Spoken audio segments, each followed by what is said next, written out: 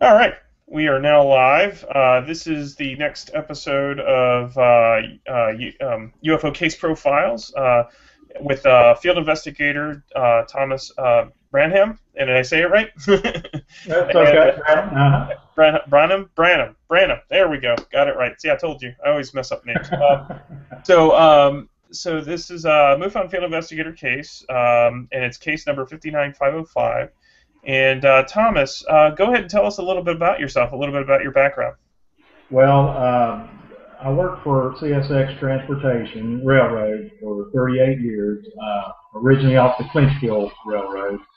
I was in human resources when I retired. I managed the training department. I trained new hire crew dispatchers on our computer systems. I trained management people. Wrote curriculums and training material. That's basically what I did.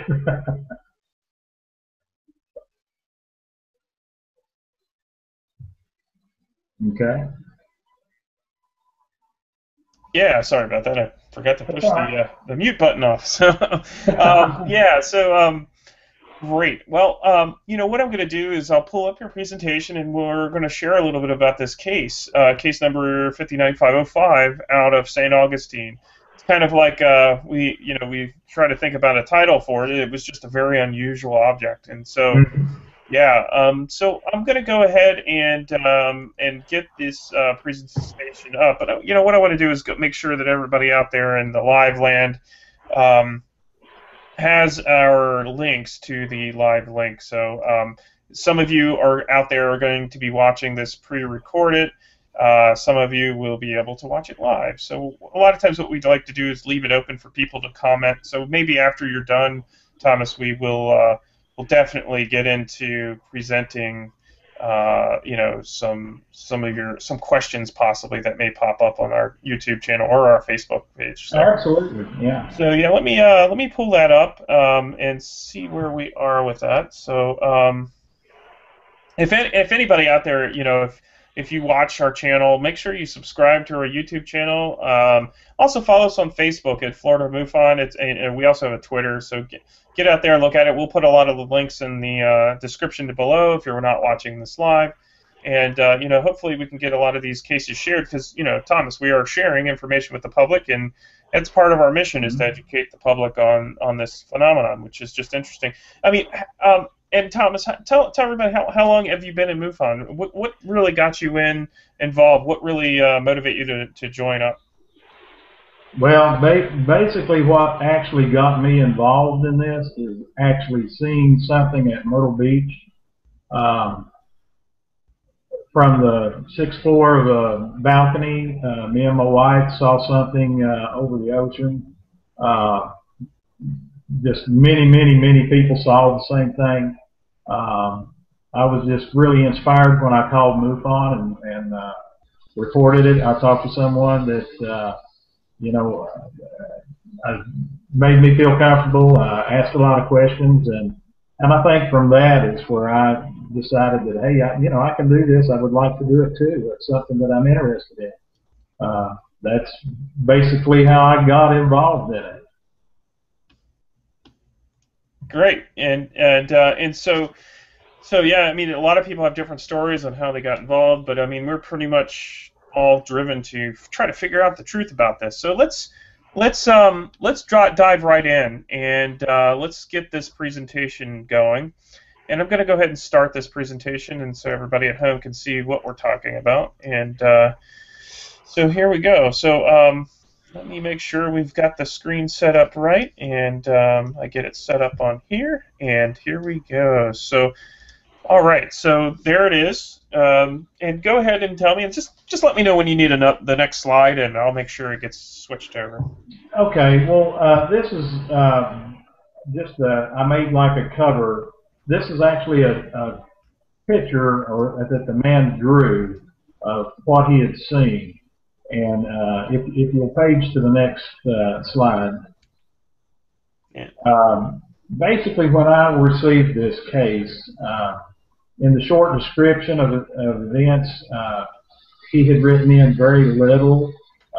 It's kind of misspelled, and it just says there's like a DR with parentheses, round with lights, with a tail that had lights, and he misspelled it as standing by my pool. When I first read that, I was thinking, well, you know, this may not be all that much. And you know, after I called the guy, was I wrong?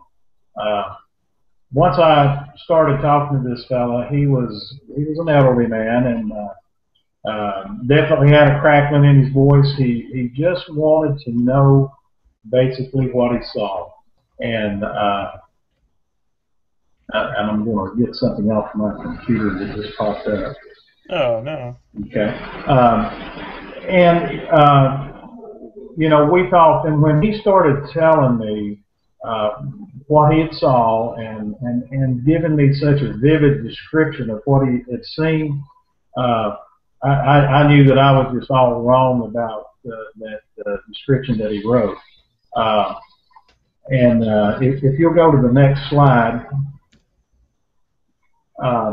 once I began, you know, the interview, he was the first to tell me that he had always been a skeptic, and you know, he told me his story, what he had done. It was about 3:30 in the morning, I believe, and he was taking the dog out. And he told me that he was still up. He was watching TV. He had his glasses on, and when he was out with the dog, he has a screened-in pool area, and he was out there and just happened to look up, and he saw this object that at the time that he first saw it was out over the ocean. And when he started describing what he had seen, it was just it was pretty impressive to me. He told me that the top portion was full of large round lights that pulsated and formed a circle without a defined line. And in that first picture, you know, that we had, you know, I tried to also draw it myself, but there was no defined outside line around the top portion of it. The bottom part, or tail, was filled with lines of smaller lights that stayed constant, and there definitely was an outline around them. The inside of the tail was a transparent blue-gray. The bottom of the object was described as jagged. The object moved slowly and was extremely high. The bottom or tail was concave, and the center was smaller than the top or the bottom. The bottom portion was about the same width as the top portion. And on my next slide, I think I can elaborate a little bit more about what we saw. Now, I will tell you, this isn't pretty, but it's a representation I came up with. The upper circle of lights got brighter every 10 seconds and dimmed like for 1 second, is what he said. The tail lights stayed the same. They did not dim. The bottom of the tail portion, he said, flanged outward, making it the same width as the top portion. The lights on the top portion were spaced evenly without an outline.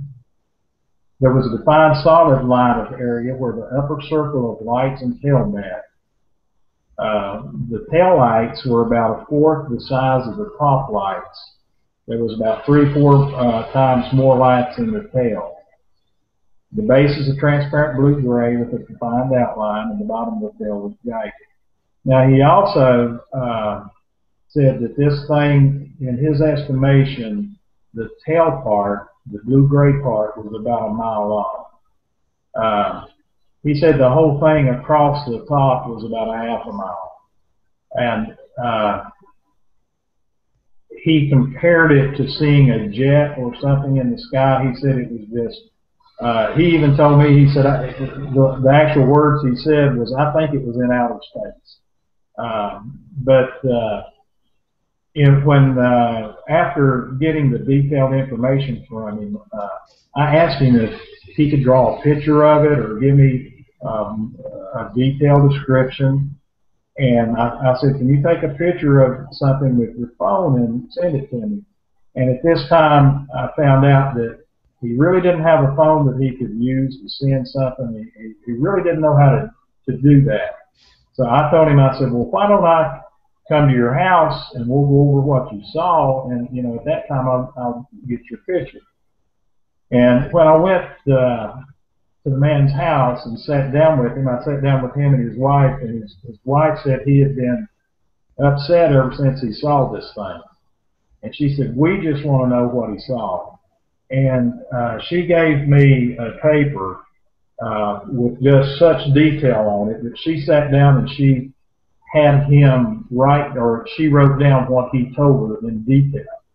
And it was just so vivid. And she told me, she said, I've asked him over and over and over, and she said he always tells me the same thing.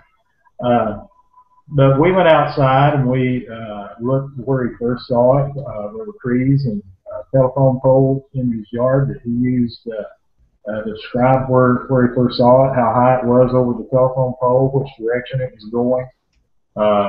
We used a compass, looked at everything we could. He watched this object for about 20 minutes, and the object came from the ocean, and he lives close to the ocean, and it came towards his house. And as this object went out of view over, let's say, his house where he couldn't see it anymore, he said his neck was hurting so bad from watching it that that's when he decided to come back in.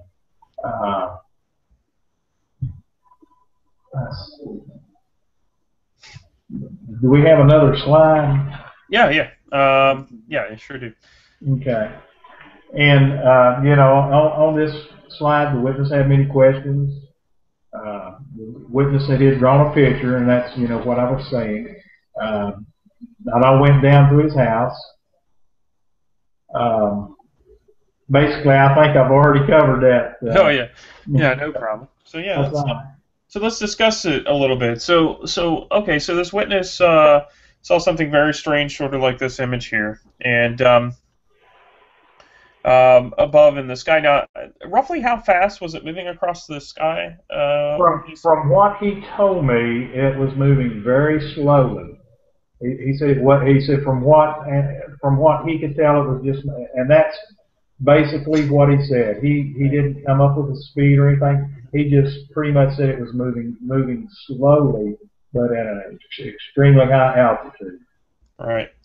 And we, what were the kind of limitations with it too? Like, were there some things that you wish we could have had more information on, or were there any correlating cases, maybe even some explanations? I tried to look back, and the only thing that I found that was similar to this was a sighting in Australia, and it was in the past, like maybe in the 50s or 60s. That sounded similar to this, but I really haven't seen or heard anything quite like this. Right. And to you, what did it make? What did this case make it an unknown or unidentifiable? I mean, what really impacted your view on this case? Well, my view was just actually listening to him and listening to his voice, listening to how his voice crackled. I definitely feel like he saw something. The detail that he had was just, amazing to me, just from that. Yeah, I didn't have any pictures, anything really to go by, anything like that. I've just never. It's just something that I really had a hard time with myself. Yeah, it's, a lot of times there's some cases that, we could comb every database, look to make sure that there aren't like rocket launches and things like that, and it's, there aren't any in many cases, and like this one, it was just, how else can you explain this? this case. Now, as far as exploring explanations, I mean, how did you go about that? Did you try testing it against other things, or did you put any thought into what it might be? Yes. One of the things that I thought about was during that, I think during this sighting, there was a blimp at a football game in the area, and I went over that with him. Could it have been a blimp? What do you think? And by the size, the description that he gave me, I just couldn't, say that it was a blimp. If it was as large as what he says it is, I mean, it's hard to not rule other things out, like birds and in the area of heavenly objects. There just wasn't anything that I could put my finger on that could explain what he saw. And what did what did the witness do for a living? I mean, can you describe the witness without giving any personal information out? How old was he, and what kind of background did he have, if you remember talking to him? Actually, he was an elderly feller, probably in his 70s. To be honest with you, I think he had been in the fishing business out of St Augustine in the years past. And you described in your report, that he was, legitimately upset. I mean, that was kind of like the impact. I mean, he really saw something that he never saw. I mean, what did your sense when you were conducting your interview with him?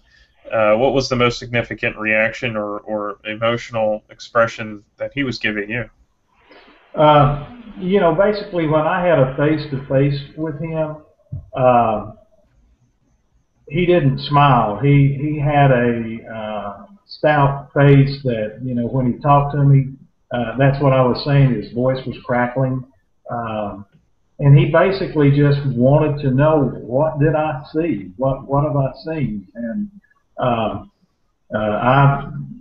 was unable to tell him what he saw. Right. Yeah, and I mean, it's a good one too. It's very difficult. I mean, I've heard of very long objects, and it didn't seem like this was like a rocket launch, because we tested that too. Rocket launches don't have long, straight structural lines. I mean, when he described the object, I mean, he was saying that it seemed like it was attached, or at least it was one solid object.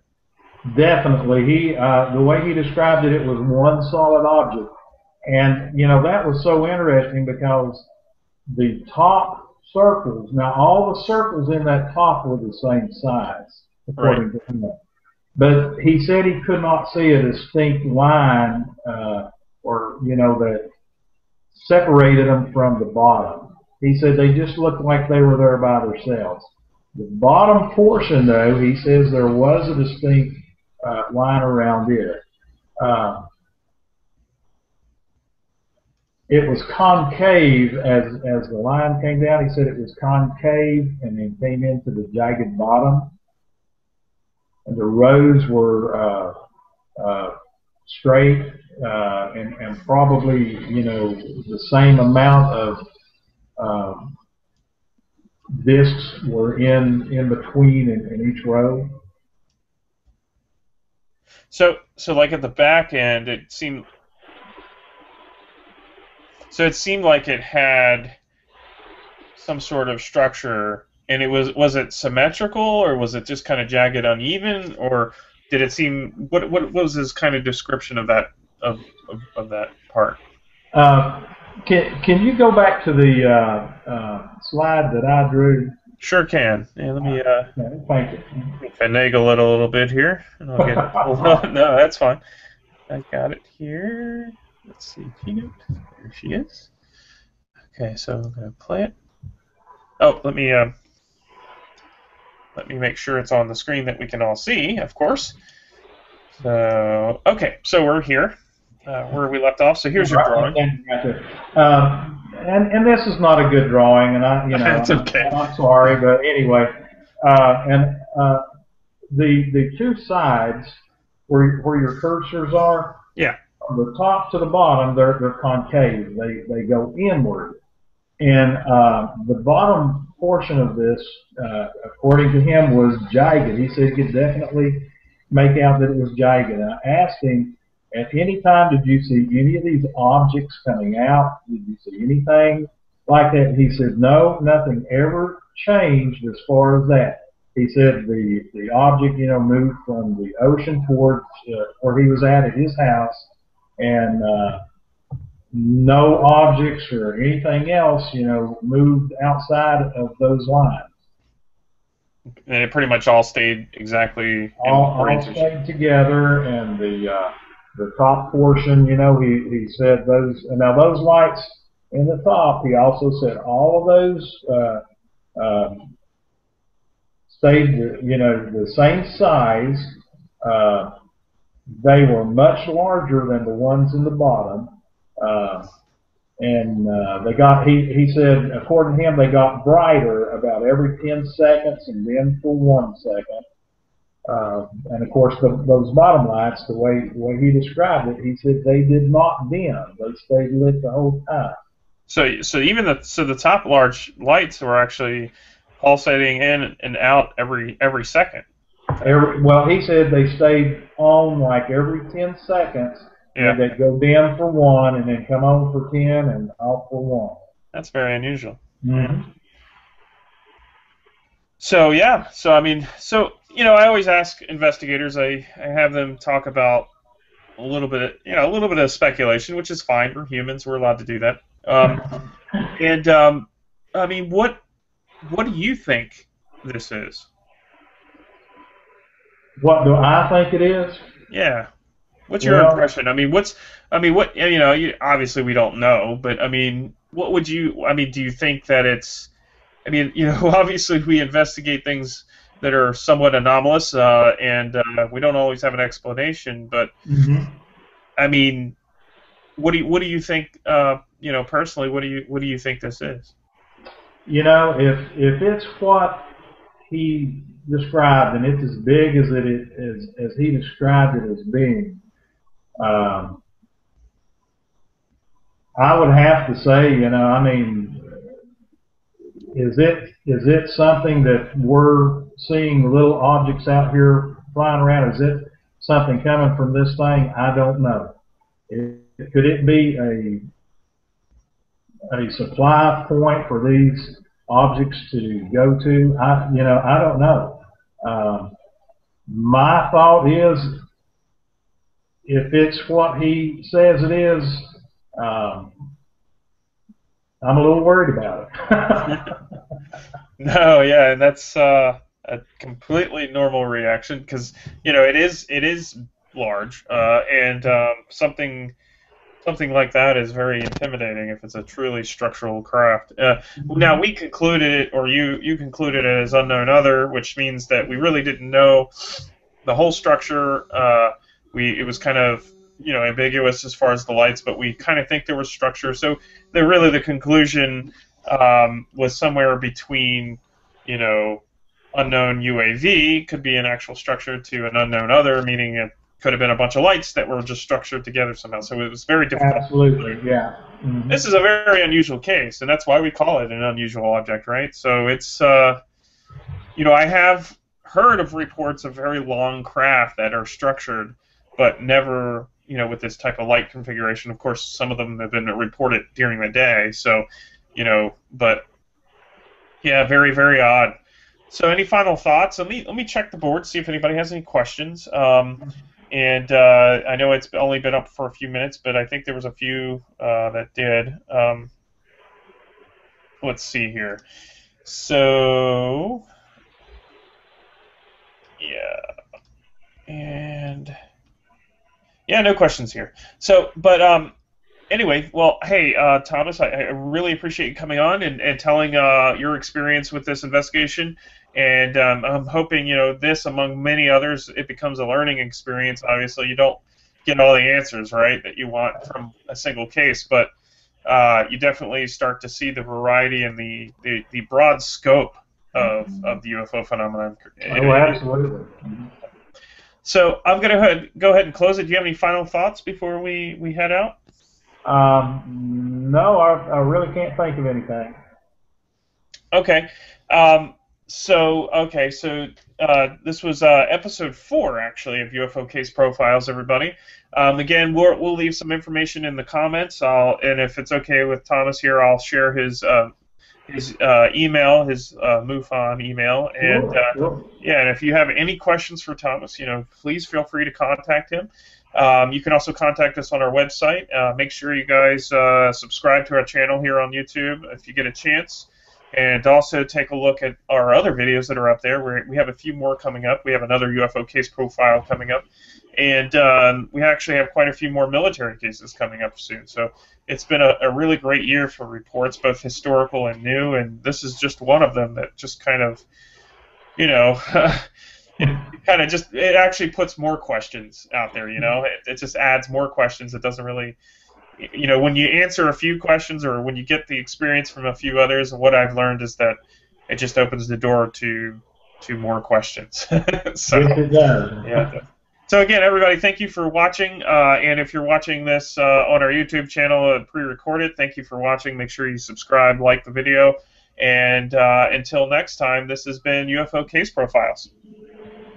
Thank you. Thank you.